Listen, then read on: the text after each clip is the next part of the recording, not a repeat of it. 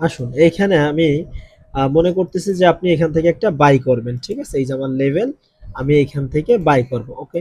So আমার এখানে আমার এসএলটা আমার আমি কত প্রফিট নিব অ্যান্ড কত লস করব সেই হিসাবটা আমি করি। আগে আমি বাইং এ যাই।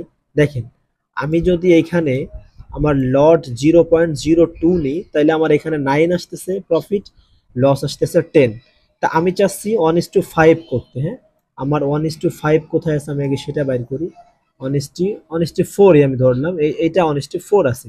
এখন আমার তো ভাই টার্গেট আরো বেশি, আমি লসের টার্গেটটা আর একটু কমাতে চাচ্ছি, আমি প্রফিট টার্গেটটা একটু বাড়াতে চাচ্ছি। তো আমি জাস্ট আমার কি করব, আমি আমার জাস্ট কি করব বলেন তো, আমি আমার জাস্ট আমার যেই লট সাইজটা আছে সেই লট সাইজটাকে আমি একটু ম্যানেজ করব। আমার যে লট, এখানে দেখেন আমি 0.4 নিছি এখন। তো 0.4-এ কত আসছে, আমার লস আসছে 12, আমার প্রফিট আসছে 34। এখন আমি যদি চাই যে না আমার আমার লস 12 আমার বেশি হয়ে যায়, তাহলে আমি এক কমায় নিব।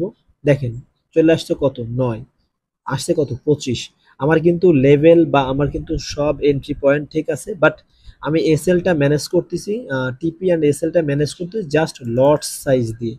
দেখেন আমি যদি চিন্তা করি যে আমি 12 নিব, এখানে মানে 20 নিব, তা দেখেন 0.6 নিছি, এখানে আমার 18 আসতেছে, আমার প্রফিট আসতেছে 51, মানে 51। এখন যদি আমি চাই যে না আমি আরো কম নিব, আমি আরো ছোট ট্রেডার, আমি এত রিস্ক নিতে পারবো না, আমি 6 নিব, আমার এখানে 0.02-তে আমার 6 আসবে স্টপ লস অ্যান্ড আমার প্রফিট আসবে 17। এইভাবে আপনারা ম্যানেজ করে নেবেন এক্সনেস এর মাধ্যমে।